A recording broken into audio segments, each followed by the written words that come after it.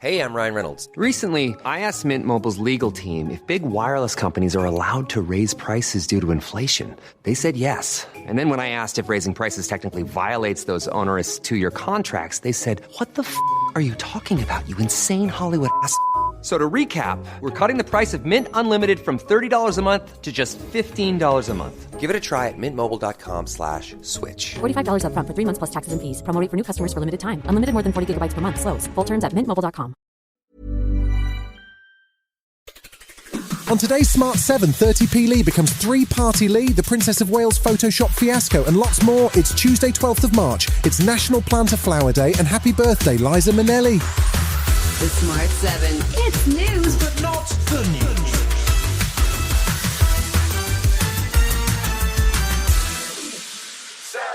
Normally, if you were accused of Islamophobia and sacked or suspended from your job, you'd be concerned about your future prospects, and quite rightly, but it seems as though that's not the case in UK politics. Former Tory party deputy chairman Lee Anderson, who was at the centre of a week-long row about his remarks on London Mayor Sadiq Khan, landed a new job on Monday. He's defected to the Reform UK party, making him 3-party Lee, as he started in Labour, then switched to the Tories, and has now shuffled even further right.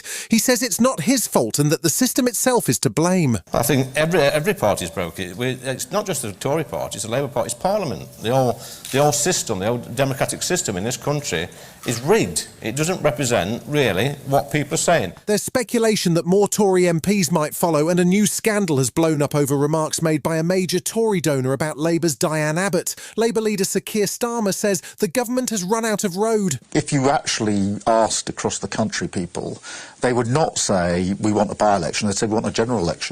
We've just had enough of all of them. This is not just about Lee Anderson. It's about 14 years of failure.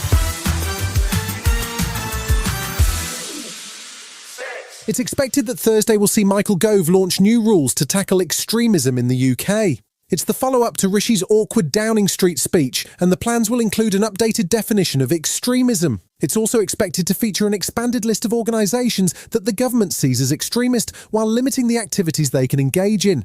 There's been concern already about whether trans rights groups or civil liberties organisations will be swept up in this new classification, but Security Minister Tom Tugendhat says the focus is on protecting democracy. What's essential for me is keeping the British people safe.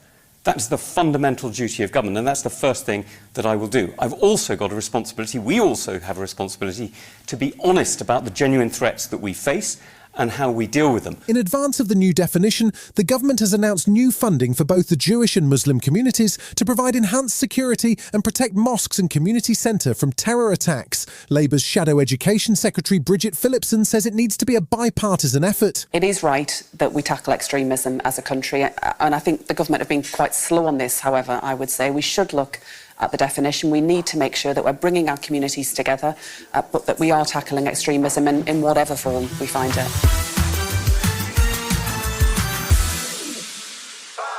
With no sign of a ceasefire in Gaza, even as Ramadan began, attention has turned to the plan announced by Joe Biden at Thursday's State of the Union address to build a port in Gaza.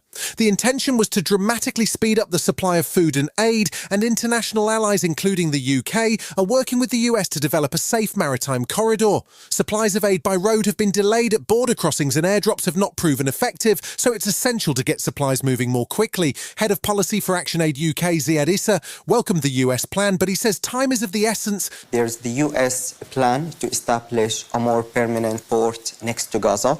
This will take around 60 days to set up. We can't wait 60 days to get aid to Gaza. People are dying now. If there's a friend you haven't seen in a couple of weeks, it's entirely possible that they've fallen down the Kate Middleton conspiracy theory rabbit hole. Social media has been in a frenzy over the whereabouts of the Princess of Wales for the past number of weeks, since she had abdominal surgery on January 16th. The palace said the surgery went well and she wasn't expected to return to public duties until Easter. Things escalated after a charming Mother's Day photo was published, which turned out to have been photoshopped, with Kate having to apologise for editing the image. Royal editor for The Times, Kate Manzi, says it's been a series of errors. This was supposed to be a reassuring picture, wasn't it? It seems to have backfired spectacularly. But the whole build-up to this image was curious anyway, because as late as very late last week, they were weighing up what the best thing to do. Should we put a picture out, or should the princess just ignore all that kind of pressure and focus on her recovery? Still to come on the Smart 7, Chelsea squeak a win and the devil drops in on late night TV. Right after this. So, you've got an idea for a business. The store of your dreams. There's just one thing to figure out. Everything. That's why Shopify's all-in-one commerce platform makes it easy to sell online, in person, and everywhere else. Sell on social media, source products with an app to get that first sale feeling. It's the only solution that gives you everything you need to sell everywhere you want. So when you're ready to bring your idea to life, power it up with Shopify. Sign up for a $1 per month trial period at shopify.com/listen. Welcome back. There was one Premier League game on Monday night, and it was the very definition of a mid-table battle as Newcastle in 10th took on Chelsea in 11th. Neither of the club's billionaire owners can be happy to see their pet projects languishing in mid-table, with only 11 or so games to go in the season, and there was pressure on both managers before the game. It was a close game, with Newcastle coming close to stealing a draw, but it finished 3-2 to Chelsea, and manager Mauricio Pochettino was asking fans to be patient. They need to realise, and we need to realise that we need to stay all together until to the end. We are going to fight. This group of players, they are going to fight to try to give our fans the best things that we can do.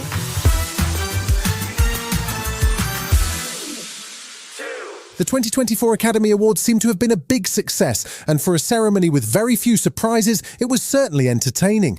Whether your favourite bits were John Cena naked or Ryan Gosling delivering an amazing version of I'm Just Ken, it seemed to win over critics and audiences alike. When the dust settled, Oppenheimer was the big winner, picking up 7, including Best Picture, Best Director, Best Supporting Actor, and of course Best Actor for Ireland's Cillian Murphy. While it wasn't a surprise, there was genuine delight amongst his co-stars, including fellow nominee Emily Blunt. He's always in search. I feel like he's looking ahead and he's looking at what else can I do?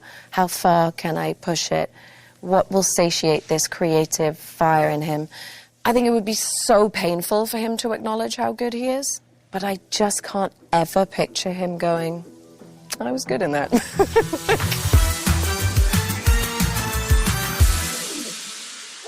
If I were to say there's a horror movie on the way based on a late-night TV show, you'd probably say James Corden, but you'd be wrong. Late Night with the Devil is a brilliant and creative take on the horror genre, set on Halloween in 1977, and it's presented as if it's found footage of a TV stunt that goes horribly wrong when the devil turns up. It stars David Dastmalchian, who probably looks familiar from the first Dune movie, and various supporting roles in the DC universe. He's scarily good here as a 70s talk show host with a hell of a guest. Late Night with the Devil hits cinemas March 22nd. Please welcome Dr. June Ross Mitchell and Lily, the young subject of the book, Conversations with the Devil. I really don't think it's a good idea, Jack. She's becoming more unpredictable. That's a good thing. That's why we still do live TV. Ladies and gentlemen, please stay tuned for a live television first as we attempt to commune with the devil. You've been listening to The Smart 7. We'll be back tomorrow at 7 a.m. Hit that follow button and have a great day. Give us 7 minutes, we'll give you the world. How many of your employees are trying to balance paying bills and saving for retirement? Support your participants today and tomorrow with Vanguard well on your way at institutional.vanguard.com. All investing is subject to risk. Advice provided by Vanguard Advisors, Inc., a registered investment advisor.